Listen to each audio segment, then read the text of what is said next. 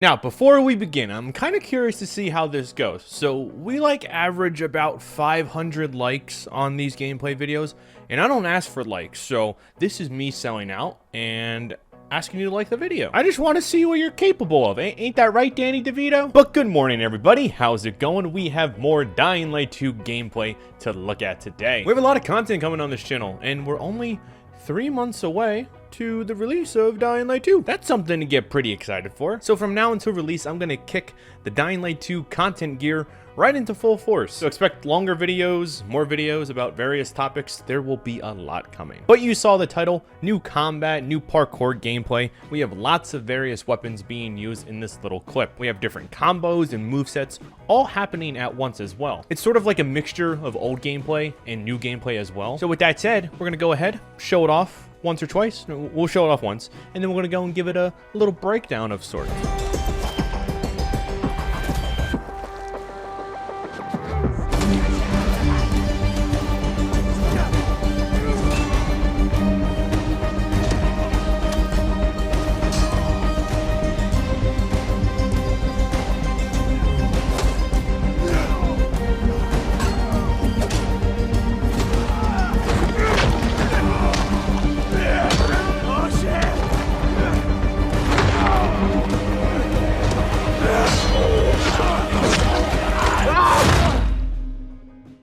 Alrighty, first off, chicken pie, all you can eat, various characters on screen.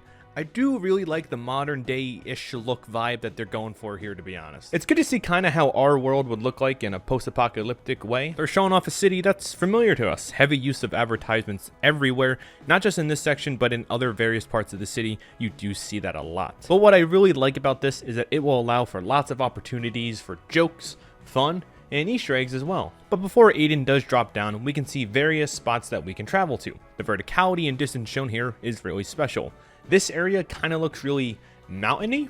I'm not really sure if that's a word, but you get the gist of what I'm saying here. And then right after, we have a brief transition from paraglider to grappling hook. And what's really interesting to me about this is I think Aussie was the one to say it. We have rarely seen the actual transition from paraglider to hook. There's always been a cut or a fade in the video editing that prevents us from seeing exactly how the transition occurs, which makes us ask a lot of questions. Is it a smooth transition? Is it choppy? How does it look? Hard to say because we don't have that raw unedited footage to go and determine it. In this instance, it kind of looks like it was two different clips cut together to make it look like a combo moveset. Because if you look at the clip, Aiden is a lot higher when he's swinging here than he is towards the end of the paraglider clip. That's just one thing to mention, really. We then see Aiden swing and leap right into someone's face and just kicks their face in, and then transition to something kind of concerning. I'm not sure if concerning is the right word, but this part clearly shows that there's some work that still needs to be done. I mean, you can clearly see that the character swings right through Aiden's body.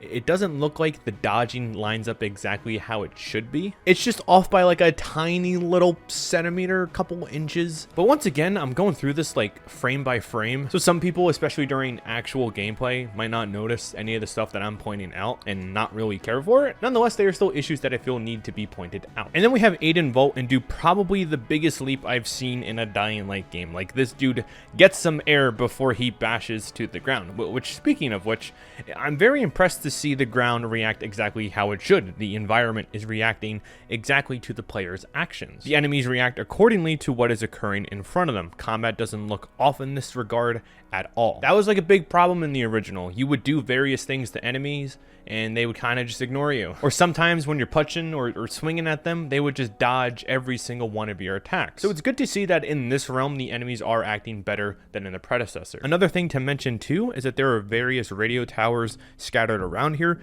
Could just be little landmarks, maybe safe houses, probably not. But at least with the towers, you can kind of see how far we can go distance-wise. Afterwards, we cut to Aiden doing some parkour combos, leaps right over an enemy and kicks another right in the head. Lots of blood, fresh kicks, also a new outfit, which is something to pay attention to as well. But if we do go and back up a little bit from here, the enemies have some sort of backpack or explosive on from the looks of it. Both give very different meanings. Obviously, one can mean that we are stopping them from causing mayhem if it's an explosive, or if it is indeed a backpack, they just have pretty cool looking stylish backpacks and nothing more than that. We also have spikes in the background. Happy to see them returning, but we knew that one already. And this area kind of looks like we're in the middle of the skyscraper on some random floor. I don't think it's the bottom of it at all. Could very well be the top though, maybe leaning more towards that actually. Afterwards, we get a very similar animation from Dying Light 1 that occurs when Aiden throws an enemy to the ground. And then honestly, what is probably my favorite section in this entire gameplay showcase is this perfect parry slow motion. This really allows us to get somewhat of an idea on what to expect with it. So once Aiden blocks it perfectly, he clearly has two things to do: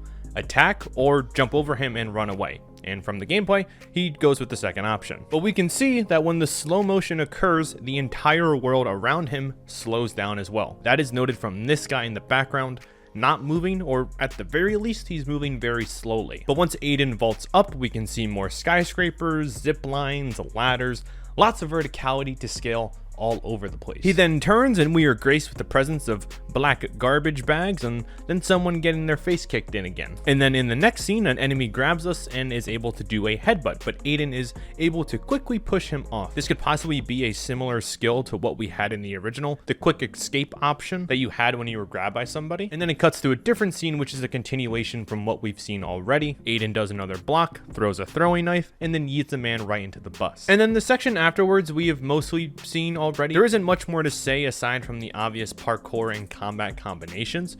The knuckles, which look like an absolute blast to use in the game, I'm really excited for that out of all the weapons that we've seen so far. I was always a fan of just punching people in the original, and now there's more ways to do that in the sequel. But then we also go and get Aiden wall running on the bus, which honestly, that speaks a lot of volume for how the current system is laid out. Certain games like to restrict movement in certain areas and make some environment off limits, and in this case we are able to wall run off of something as small as a bus. That really speaks on the structures that we can wall run on. It makes me wonder if we can wall run on vans, cars, and other various things as well throughout the city. Little tiny things do speak highly of what this game is capable of. And then honestly, the rest of the clip kind of just ends on quick successions of attacks and blocks. There's not really much in here. Some clips were previously shown, but overall there is a lot of new information that we did get in this 30 seconds of gameplay. We had slow motion clarification, parkour looks, combat improvements, verticality, and much more.